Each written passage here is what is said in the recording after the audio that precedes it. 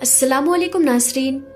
प्यारे नासरीन, अल्लाह तबारक व ताला ने कुरान पाक की सूरा आल इमरान में इरशाद फरमाता है, और बेशक अल्लाह तबारक व ताला का पहला घर है जो लोगों के लिए मुकर्रर किया गया, वो मक्का में है जो तमाम दुनिया के लिए बरकत वाला और हिदायत वाला है।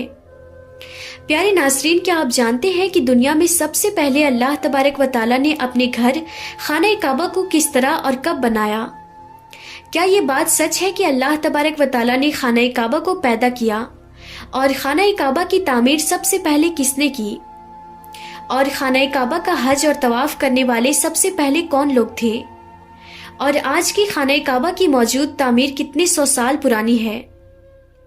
और खाना काबा को अब तक कितनी मर्तबा तामीर किया जा चुका है? और खाना काबा का छुपा हुआ राज क्या है? नाज़रीन, इन सारे सवालों का जवाब कुरान और हदीस की रोशनी में आज की इस वीडियो में हम आपको बताएंगे। लिहाजा आपसे गुजारिश है कि हमारी इस वीडियो को आखिर तक जरूर देखिएगा। प्यारे नाज़रीन, खाना काबा एक ऐसा मुकद्दस मकाम है जिसको देखने के लिए हर मुसलमान तड़पता है और जिसका तवाफ करने के लिए हर मुसलमान का दिल तरसता है। नाज़रीन, खाना काबा की मौजूदा इमारत 404 साल पुरानी है।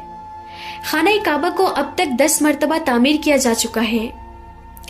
नाज़रीन, खाना काबा की सबसे पहली तामीर हज़रत आदम अलैहिस्सलाम की तख्लीक से 2000 साल पहले हुई और खाना काबा की सबसे पहली तामीर फरिश्तों ने की। जिस तरह की तफसीर कुर्तुबी में लिखा है कि जब अल्लाह तबारक व ताला से फरिश्तों ने कहा कि इंसान तो पैदा होने के बाद जमीन में लड़ाई झगड़े करेगा और बहुत खून रेजी होगी, जिस पर अल्लाह पाक ने फरमाया कि जो कुछ मैं जानता हूँ वो तुम नहीं जानते। फरिश्ते ये सोचने लगे कि अल्लाह तबारक व ताला हमसे नाराज हो गया है। उस वक्त फरिश्ते अल्लाह तबारक व ताला को राजी करने के लिए अल्लाह तबारक व ताला के अर्श के नीचे तवाफ करने लगे और अल्लाह पाक की तस्बीह बयान करने लगे।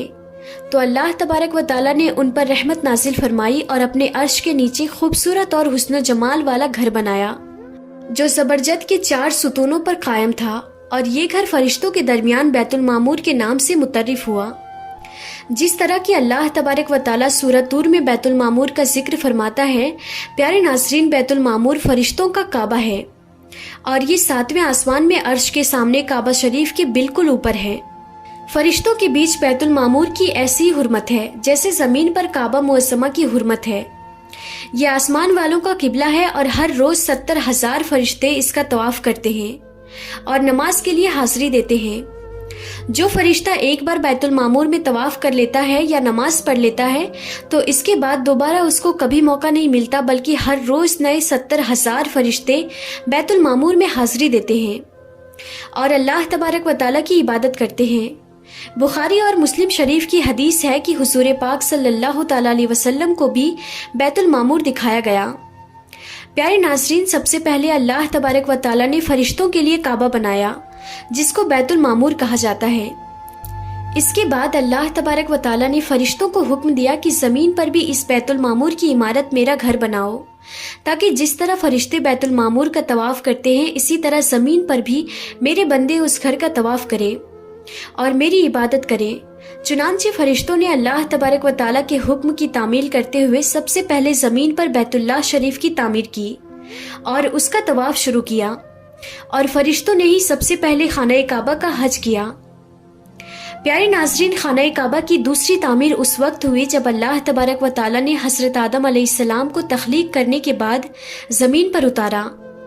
इस तरह जब हज़रत आदम अलैहिस्सलाम जन्नत से ज़मीन पर तशरीफ़ लाए तो हज़रत आदम अलैहिस्सलाम ने अल्लाह तबारक व ताला की बारगाह में अर्ज़ की कि या रब्बुल आलमीन, मैं यहाँ ना तो मलाइका की तस्बीह व तकबीर सुन सकता हूँ और ना ही कोई इबादतगाह देखता हूँ, जैसा कि आसमान में बैतुल मामूर को देखा करता था जिसके इर्द गिर्द फरिश्ते तवाफ किया करते थे। हज़रत आदम अलैहिस्सलाम की ये फरियाद सुनकर अल्लाह तबारक व ताला ने हज़रत आदम अलैहिस्सलाम से फरमाया कि जाओ, जहाँ पर हम निशान बताएं वहाँ काबा बनाकर उसके इर्द गिर्द तवाफ कर लो और उसकी तरफ मुंह करके नमाज भी अदा करो। हज़रत जिब्राइल अलैहिस्सलाम को अल्लाह तबारक व ताला ने हज़रत आदम अलैहिस्सलाम की रहबरी के लिए उनके साथ भेजा। चुनांचे हज़रत जिब्राइल अलैहिस्सलाम अल्लाह तबारक व ताला के हुक्म के मुताबिक हज़रत आदम अलैहिस्सलाम के साथ चल पड़े اور انہیں اس مقام پر لائے جہاں سے زمین بنی تھی، یعنی جس جگہ سب سے پہلے زمین کی جھاگ پیدا ہوئی تھی اور پھر وہی جھاگ پھیل کر پوری زمین بنی۔ اس مقام پر حضرت جبرائیل علیہ السلام نے اپنے پر کو زمین پر مارا تو ساتوں زمینوں تک خانہ کعبہ کی بنیاد ڈال دی، جن بنیادوں کو فرشتوں نے 5 پہاڑوں کے پتھروں کی مدد سے بھرا اور ان بنیادوں پر چاروں طرف دیواریں کھڑی کر دی۔ ان 5 پہاڑوں میں کوہ لیبنان، کوہ طور، کوہ جدے، ہیرا وغیرہ بھی شامل تھے۔ اس طرح اس دوسری تعمیر میں حضرت جبرائیل علیہ السلام، حضرت آدم علیہ السلام اور حضرت اماں حوا رضی اللہ تعالی عنہا نے بھی شرکت کی۔ حضرت اماں حوا رضی اللہ تعالی عنہا مٹی اٹھا اٹھا کر لاتی اور حضرت آدم علیہ السلام خانہ کعبہ کی تعمیر کرتے۔ جب خانہ کعبہ کی تعمیر کا کام مکمل ہو گیا تو پھر اللہ تبارک و تعالیٰ نے حضرت آدم علیہ السلام کو طواف کرنے کا حکم دیا اور ساتھ ہی فرمایا کہ آپ پہلے انسان ہیں اور یہ پہلا گھر ہے۔ پھر حضرت آدم علیہ السلام خانہ کعبہ کی طرف منہ کر کے نماز ادا کیا کرتے اور اللہ تبارک و تعالیٰ کی عبادت میں مشغول رہا کرتے۔ خانہ کعبہ کی تیسری تعمیر۔ پیارے ناظرین، تعمیر آدم کے بعد وقت کے ساتھ ساتھ خانہ کعبہ کی دیواریں بھی کمزور ہونے لگی، تو حضرت آدم علیہ السلام کے بیٹے حضرت شیث علیہ السلام نے مٹی اور پتھر سے خانہ کعبہ کو دوسری بار تعمیر کیا، جبکہ بعض مفسرین کا یہ کہنا ہے کہ حضرت شیث علیہ السلام نے صرف خانہ کعبہ کی مرمت کا کام کیا، اس کی تعمیر نہیں کی۔ پیارے ناظرین، بات کرتے ہیں خانہ کعبہ کی چوتھی تعمیر کے بارے میں۔ خانہ کعبہ کی چوتھی تعمیر اس وقت ہوئی جب اللہ تبارک و تعالیٰ نے حضرت نوح علیہ السلام کی قوم پر طوفان کا عذاب بھیجا۔ طوفان نوح میں خانہ کعبہ کی عمارت غائب ہو گئی اور بعض روایت کے مطابق خانہ کعبہ کی عمارت کو اٹھا لیا گیا اور یہ جگہ صرف ایک اونچی اور لال ٹیلے کی طرح رہ گئی تھی۔ اس طوفان کے بعد جب حضرت ابراہیم علیہ السلام اس دنیا میں تشریف لائے تو اللہ تبارک و تعالیٰ نے حضرت ابراہیم علیہ السلام کو خانہ کعبہ کی تعمیر کرنے کا حکم دیا۔ حضرت ابراہیم علیہ السلام نے چوتھی مرتبہ خانہ کعبہ کو کس طرح تعمیر کیا، اس واقعے کا پس منظر کچھ یوں ہے کہ جب اللہ تبارک و تعالیٰ کے حکم کے مطابق حضرت ابراہیم علیہ السلام نے اپنی بیوی حضرت بیوی حاجرہ رضی اللہ تعالی عنہا اور اپنے پیارے بیٹے حضرت اسماعیل علیہ السلام کو مکہ کی بنجر و ویران زمین اور پہاڑوں کے بیچ چھوڑ دیا، جہاں پر کوئی انسانی آبادی کا نام و نشان نہ تھا اور نہ ہی خانہ کعبہ کی عمارتیں، خانہ کعبہ کی جگہ بس ایک لال رنگ کا ٹیلا تھا۔ اس وقت حضرت ابراہیم علیہ السلام نے اپنی بیوی اور بچوں کو چھوڑ کر اللہ تبارک و تعالیٰ کے حکم کے مطابق مکہ کی طرف پہلا سفر کیے۔ اس کے بعد جب دوسری دفعہ حضرت ابراہیم علیہ السلام اپنے خاندان سے ملنے کے لیے فلسطین سے مکہ آئے تو تب حضرت اسماعیل علیہ السلام کی قربانی کا واقعہ پیش آیا، اور تیسری بار جب حضرت ابراہیم علیہ السلام مکہ میں تشریف لائے تو حضرت اسماعیل علیہ السلام کی شادی ہوئی اور اس وقت حضرت حاجرہ رضی اللہ تعالی عنہا کا انتقال ہو چکا تھا۔ چوتھی مرتبہ جب حضرت ابراہیم علیہ السلام مکہ میں تشریف لائے تو آپ کی ملاقات آپ کے بیٹے حضرت اسماعیل علیہ السلام سے نہ ہوئی۔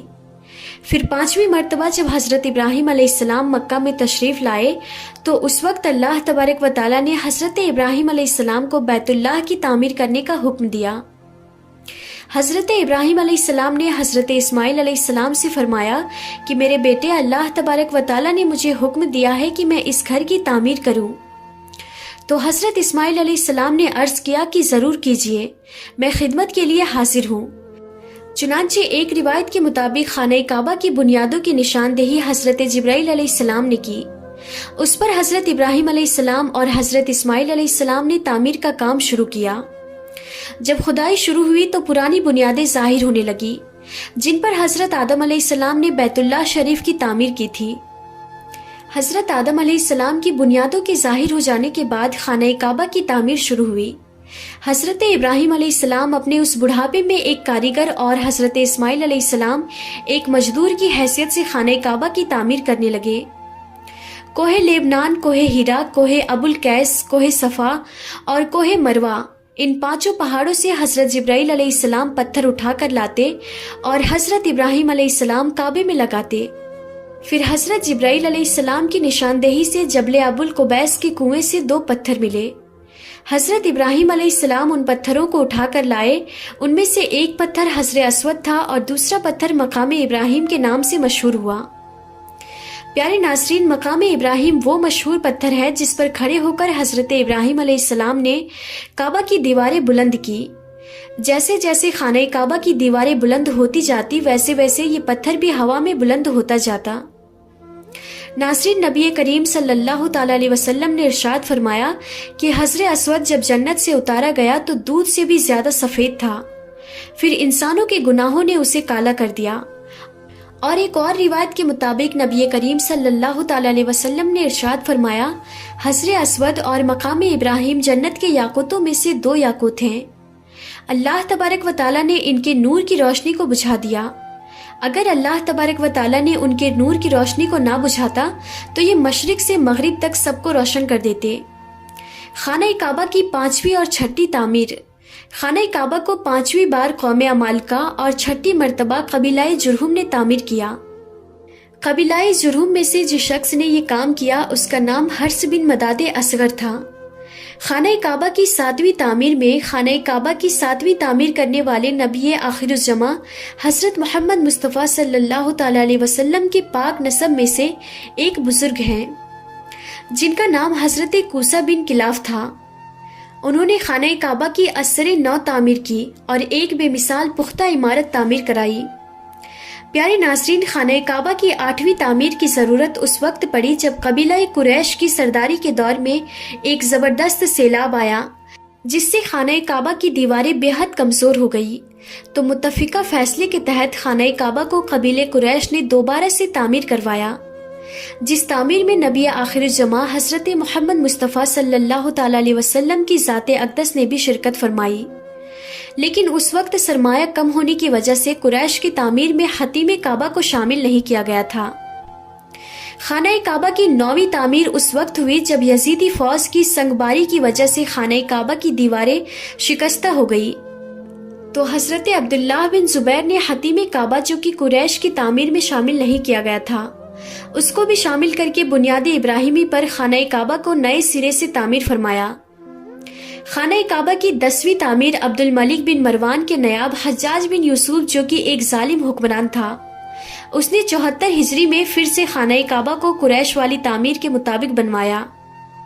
اس کے دور کے بعد جب خلیفہ ہارون مسند پر بیٹھا تو اس نے خانہ کعبہ کو منہدم کرنے کا فیصلہ کیا اور حضرت عبداللہ بن زبیر کی تعمیر کے مطابق خانہ کعبہ کو تعمیر کرنا چاہا، لیکن امام ابو یوسف نے یہ کہہ کر اسے روک دیا کہ اگر یہی طریقہ کار رہا تو پھر ہر آنے والا حکمران اپنی شہرت کے لیے خانہ کعبہ کو گرا کر نئی تعمیر کروایا کرے گا اور اس طرح لوگوں کے دلوں میں اس گھر کی عظمت کم ہوتی جائے گی۔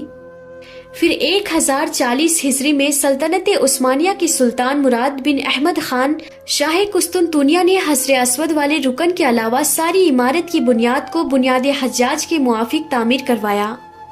اس تعمیر کا کام 6 ماہ کے اندر مکمل ہوا۔ اس نے خانہ کعبہ کے اندر سنگ مرمر کا پتھر لگوایا اور نہایت ہی خوبصورت چھت بنوائی، اور باہر کی دیواریں سنگ خارا سے چونا میں چنی گئی اور نہایت ہی نفیس اور ریشمی سیاہ رنگ کا پردہ خانہ کعبہ پر ڈالا گیا جس پر کلمہ طیبہ تحریر تھا اور سنہری لفظوں میں سلطان کا نام بھی لکھا ہوا تھا۔ اس طرح سلطنت عثمانیہ کی تعمیر کے بادشاہ فہد بن عبدالعزیز نے سن 1417 کو بیت اللہ شریف کی تجدید کا کام شروع کیا۔ لہٰذا اس طرح خانہ کعبہ کی موجودہ عمارت کم و بیش 404 سال پرانی ہے، کیونکہ یہ عمارت 1040 ہجری میں بنی اور اب 1444 ہجری ہے۔ اللہ تبارک و تعالیٰ سے دعا ہے کہ اللہ تبارک و تعالیٰ اپنے بیت اللہ شریف کی بار بار زیارت نصیب فرمائے اور حج بیت اللہ کی شہادت نصیب فرمائے، آمین یا رب العالمین۔ تو ناظرین، آج کی اس ویڈیو میں بس اتنا ہی۔ ہم پھر ملتے ہیں اگلی نئی ویڈیو میں، تب تک کے لیے خدا حافظ۔